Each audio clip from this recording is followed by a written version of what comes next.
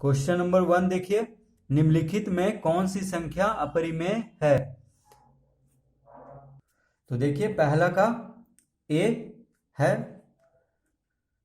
√36/64। तो इसको देखिए हम लिख सकते हैं 36 का वर्गमूल क्या होता है 6 और 64 का होता है 8। तो ये देखिए 6/8। तो ये परिमेय संख्या हुआ। परिमेय संख्या उसको कहते हैं जिसको P/Q के रूप में लिख सकें, बस उसका हर जो होना चाहिए वो 0 नहीं होना चाहिए। ठीक है, तो इसको देखिए भिन्न के रूप में, परिमेय संख्या को भिन्न के रूप में लिख सकते हैं, बस उसका हर 0 नहीं होना चाहिए। तो ये परिमेय संख्या हमसे पूछ रहा है कि कौन सी संख्या अपरिमेय है। तो देखिए ये कौन सी संख्या है, परिमेय है, तो यहाँ पे हम लिखेंगे परिमेय संख्या। देखिए बी में है √3। तो √3 को इसका देखिए ये पूर्ण वर्ग संख्या नहीं है, 3 का कोई वर्गमूल नहीं होता है। ठीक है, अगर इसका वर्गमूल निकालेंगे भी तो दशमलव में आएगा। ठीक है, ये हुआ अपरिमेय संख्या। तो इसको लिखेंगे हम अपरिमेय संख्या। सी में है देखिए -9/√49। तो इसको हम लिख सकते हैं -9 देखिए √49 को हम लिख सकते हैं 7, क्योंकि 49 का वर्गमूल होता है 7। तो हम -9/7 लिख सकते हैं। तो ये देखिए परिमेय संख्या हुआ, क्योंकि परिमेय संख्या उसको कहते हैं जो P/Q के रूप में लिखा जा सके, और Q जो 0 नहीं होना चाहिए, यानी हर जो है 0 नहीं होना चाहिए। तो ये हुआ परिमेय संख्या। तो यहाँ पे हम लिखेंगे परिमेय संख्या। डी में है देखिए √9/81। तो इसको हम लिखेंगे, देखिए 3 का वर्ग होता है 9, तो 3/9 का वर्ग होता है 81। तो 3/9 इसको लिखेंगे। ठीक है, अगर इसको काट भी दे तो कितना आएगा 1/3, जो कि परिमेय संख्या है। तो इसको लिखेंगे परिमेय संख्या। और देखिए ये भी कट जाता है 2 से, 2 तिया 6, 2 चौक 8, यानी ये हो जाता 3/4। ठीक है, तो ये भी परिमेय ही संख्या है। तो इसका आंसर होगा बी। इसमें पूछ रहा था कि कौन सी संख्या अपरिमेय है, तो इसका सिर्फ आंसर होगा कौन सा, बी। तो देखिए √3, √2, √5 ये सब क्या है, √7, √6 ये सब अपरिमेय संख्या हैं, जिसका कि पूर्ण वर्गमूल नहीं निकलता है। ठीक है, जैसे कि देखिए √4 का 2 निकल जाता है, तो वो होगा परिमेय संख्या। ठीक है, √5 का नहीं निकलता है वर्गमूल, पूर्ण वर्ग वो संख्या नहीं है √5, तो वह अपरिमेय संख्या होगा। इसी तरह √3 भी अपरिमेय संख्या होगा। तो इसका सिर्फ लिखेंगे बी। क्वेश्चन नंबर दूसरा देखिए, नीचे कई समीकरण और कई समुच्चय हैं, प्रत्येक समीकरण का ठीक एक समुच्चय के साथ जोड़ा लगाएं ताकि समीकरण का हल उस समुच्चय में पाया जा सके। तो देखिए दूसरा का पहला है 3x - 9 = 2। तो इसको हम हल करते हैं, तो देखिए क्या आएगा, इसका आएगा 3x = 2 + 9। देखिए -9 इधर आएगा तो प्लस में हो जाएगा, तो x बराबर कितना हो जाएगा, 9 और 2 11/3। तो देखिए 11/3 क्या है, परिमेय संख्या है। तो पहला जो है, पहला का होगा सी, परिमेय संख्याओं का समुच्चय, यानी तो देखिए यहां पे हम लिख देंगे सी में जो लिखा हुआ है परिमेय संख्याओं का समुच्चय, क्योंकि 11/3 हमको दर्शा रहा है कि परिमेय संख्या का समुच्चय है। ठीक है, 11/3 एक परिमेय संख्या है, तो जो इसमें लिखा हुआ है वो लिख देंगे। समुच्चय मतलब हुआ संग्रह, परिमेय संख्याओं का संग्रह। ठीक है, उसी को हम समुच्चय बोलते हैं। देखिए दूसरा है x² - 1 = 1। तो इसको हम लिखेंगे x² = 1 + 1। देखिए -1 इधर आएगा, तो 1 + प्लस 1 में हो जाएगा, ठीक है, प्लस में। तो ये हो जाएगा एक्स स्क्वायर बराबर 2, यानी एक्स बराबर कितना हो जाएगा, स्क्वायर इधर आएगा तो रूट में हो जाएगा, यानी √2। तो √2 क्या है, अपरिमेय संख्या है, ठीक है। जितना भी रूट में संख्याएं हैं जिसका कि पूर्ण वर्ग, जो कि पूर्ण वर्ग नहीं है, वो सब क्या है, अपरिमेय संख्या। जैसे √2 हो गया, √3 हो गया, √4 का तो वर्गमूल है 2, √5 हो गया, √6, √7, √8, ये सब क्या है, अपरिमेय संख्या। तो यहाँ पे हम लिखेंगे, देखिए डी में दिया हुआ है क्या, अपरिमेय संख्याओं का समुच्चय। तो देखिए दूसरा में हम लिख देंगे डी वाला, दूसरा के सामने अपरिमेय संख्याओं का समुच्चय, क्योंकि ये दर्शा रहा है अपरिमेय संख्याओं का समुच्चय, यानी अपरिमेय संख्याओं का संग्रह में √2 भी आता है, तो इसीलिए ये हम लिखेंगे।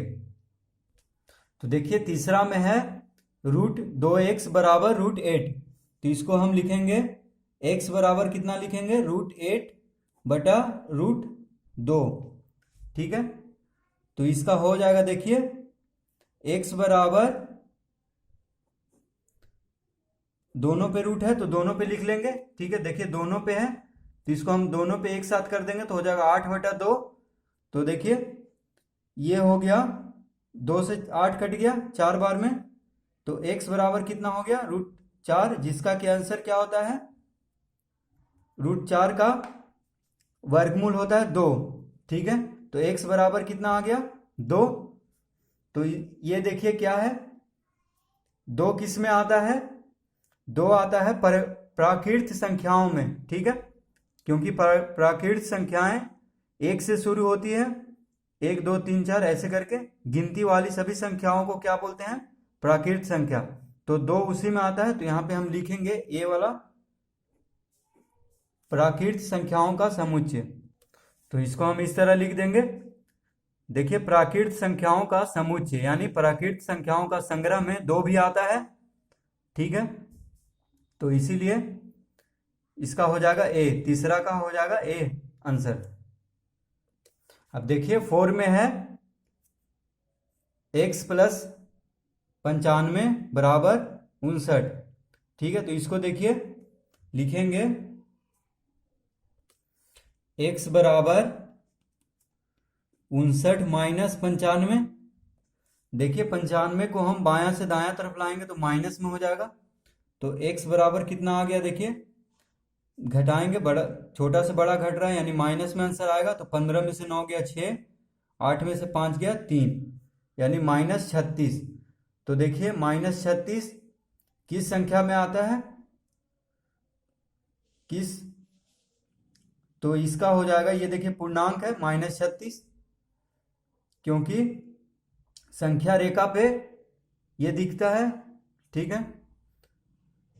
तो इसको लिखेंगे बी में जो लिखा हुआ है पूर्णांकों का समुच्चय। तो देखिए पूर्णांक में भी ये ऋणात्मक पूर्णांक है, ठीक है, और ये पूर्णांकों का समुच्चय यानी ऋणात्मक और धनात्मक दोनों पूर्णांकों का जो समुच्चय होता है उसमें ये आता है, तो इसीलिए इसको लिखेंगे हम पूर्णांकों का समुच्चय, यानी 4 का आंसर होगा बी। क्वेश्चन नंबर 3 देखिए, निम्नलिखित के केवल उत्तर लिखें। पहला है 2 अपरिमेय संख्याओं के बीच कितनी अपरिमेय संख्याएं होती हैं। तो देखिए तीसरा का ये में कह रहा है 2 अपरिमेय संख्याएं के बीच कितना अपरिमेय संख्याएं होती हैं, तो कितना होता है, अनगिनत। तो हम लिखेंगे इसमें अनगिनत। देखिए ये कैसे होता है, मान लीजिए कि 2 अपरिमेय संख्या कोई भी लेते हैं, देखिए ये सिर्फ हम आपको समझाने के लिए लिख रहे हैं, इसको नहीं लिखना है। मान लीजिए हम लेते हैं √2 और √3, ठीक है। तो ये दोनों क्या है, अपरिमेय संख्या हैं, क्योंकि ये दोनों का कोई वर्गमूल नहीं होता है, ठीक है। अगर निकालेंगे भी तो दशमलव में आएगा, ठीक है, वो भी दशमलव कोई अंत नहीं होगा, बढ़ते जाएगा, कभी इसका पूर्ण वर्गमूल नहीं निकलता है, ठीक है।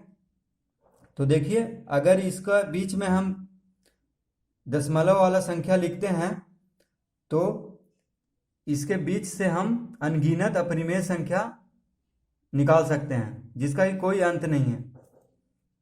जैसे देखिए √2 बराबर क्या होता है, मान लीजिए इसको हम दशमलव में निकालते हैं तो 414 ऐसे करके बढ़ते जाता है संख्या, ठीक है। √3 बराबर 1.732 ऐसे करके संख्या बढ़ते जाता है अनगिनत तक, कभी इसका अंत नहीं होगा। तो देखिए इसके बीच में हम अनगिनत संख्या निकाल सकते हैं, मान लीजिए 1.414 तो बीच में हम लिख दिए 1.415 416 ऐसे करते करते मान लीजिए एक और अंक बढ़ेगा तो फिर उसके बीच उसको भी हम लिखना शुरू करेंगे, तो इन दोनों के बीच में अनंत अपरिमेय संख्या होगा। तो इसीलिए हम पहला में लिखेंगे अनगिनत। अब देखिए दूसरा बी में दो वास्तविक संख्याओं के बीच कितनी वास्तविक संख्याएं होती है। तो देखिए बी में भी हम अनगिनत लिखेंगे क्योंकि दो वास्तविक संख्याओं के बीच में भी अनगिनत वास्तविक संख्याएं होती है। तो देखिए वास्तविक संख्या क्या होता है, सभी परिमेय और अपरिमेय संख्याएं क्या होता है, वास्तविक संख्या। तो बात यहीं पे आ गया, देखिए दो अपरिमेय संख्या के बीच में हम अभी निकाले थे, तो परिमेय संख्या के बीच में भी अनगिनत या अनंत परिमेय संख्या होता है, तो वही, तो इसमें भी वास्तविक संख्या वही हुआ। परिमेय और अपरिमेय संख्या को हम वास्तविक संख्या बोलते हैं, ठीक है। तो इसमें भी हम अनगिनत लिखेंगे। अब देखिए सी में कह रहा है दो वास्तविक संख्याओं के बीच कितनी अपरिमेय संख्या लिखी जा सकती हैं। तो सी में भी हम अनगिनत लिखेंगे क्योंकि देखिए दो वास्तविक संख्याएं, तो वास्तविक संख्या क्या होता है, सभी परिमेय और अपरिमेय संख्याएं वास्तविक संख्याएं हैं के बीच कितनी अपरिमेय संख्या लिखी जा सकती है। तो बात देखिए यहीं पे आ गया। फिर दो अपरिमेय संख्या के बीच में अनंत अपरिमेय संख्या होता है, या दो परिमेय संख्या के बीच में अनंत अपरिमेय संख्या भी होगा और परिमेय संख्या भी, ठीक है। तो इसमें भी हम अनगिनत ही लिखेंगे क्योंकि वास्तविक संख्या परिमेय और अपरिमेय संख्या से मिलकर ही बनता है, ठीक है। सभी परिमेय और अपरिमेय संख्या को वास्तविक संख्याएं कहते हैं। तो इस वजह से इसके बीच में अनगिनत अपरिमेय संख्या लिखी जा सकती है, ठीक है। तो इसमें भी हम अनगिनत लिखेंगे। अब देखिए डी में है परिमेय संख्याओं के समुच्चय और अपरिमेय संख्याओं के समुच्चय में कितनी संख्याएं उभयनिष्ठ हैं। तो देखिए डी में हम लिखेंगे एक भी नहीं। उभयनिष्ठ मतलब जो दोनों में हो, मान लीजिए परिमेय संख्या हम यहाँ पे लिखते हैं तो जितना भी नंबर है, जैसे 1 2 3 4 5 6 7 ये सब क्या है, परिमेय संख्या है।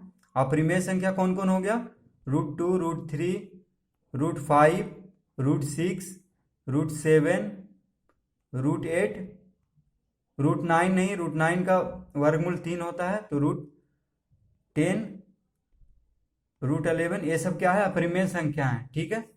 तो देखिए अभयनिष्ठ मतलब कह रहा है कि दोनों में कौन मिलता है, तो दोनों में परिमेय संख्या तो ये सब हो गया, माइनस भी देखिए 0 भी होता है परिमेय संख्या, -1 भी, ठीक है, -1 भी -2 भी, जितना भी ऋणात्मक पूर्णांक है सब परिमेय संख्या है, धनात्मक पूर्णांक भी सब परिमेय संख्या है, 0 भी परिमेय संख्या है।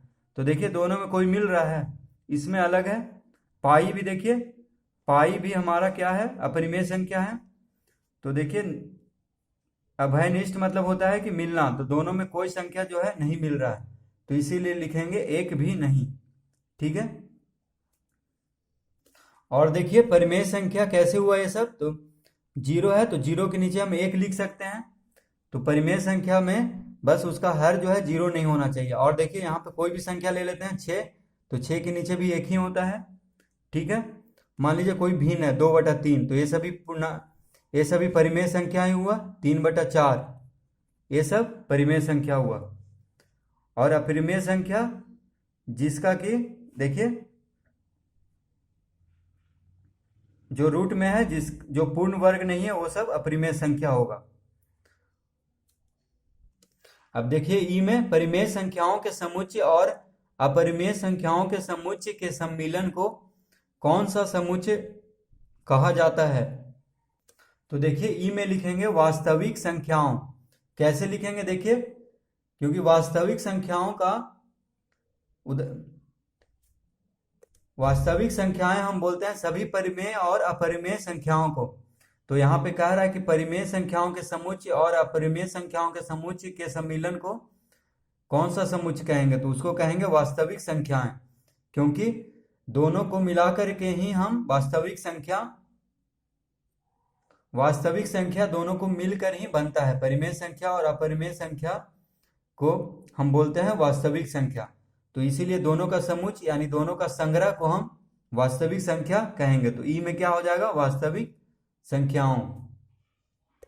अब देखिए एफ में, क्या प्रत्येक अपरिमेय संख्या के संगत संख्या रेखा पर एक बिंदु होता है? तो देखिए एफ में हम लिखेंगे हाँ। क्यों लिखेंगे हाँ? देखिए क्योंकि अपरिमेय संख्या को हम संख्या रेखा पर निरूपित कर सकते हैं। देखिए कैसे? √2, √3, √5, √6, √7 ये सब अपरिमेय संख्या है, तो इन सब को हम संख्या रेखा पर निरूपित कर सकते हैं। ठीक है, और ये कैसे होगा? देखिए क्वेश्चन नंबर 4 में हम इसके बारे में पढ़ेंगे। इसके बाद जो मैं बनाऊंगा वीडियो वो इसी के बारे में होगा। जो क्वेश्चन नंबर 4 है, जो कि कह रहा है संख्या रेखा पर निम्नलिखित संख्याओं को प्रदर्शित करें। तो उसमें पता चल जाएगा कि जो अपरिमेय संख्याएं हैं वो संख्या रेखा पे प्रदर्शित हो सकती है। तो इसमें हम हाँ लिखेंगे, क्योंकि प्रत्येक अपरिमेय संख्या के संगत संख्या रेखा पर एक बिंदु होता है, यानी संख्या रेखा पर हम अपरिमेय संख्या को प्रदर्शित कर सकते हैं। तो इसमें हम हाँ लिखेंगे।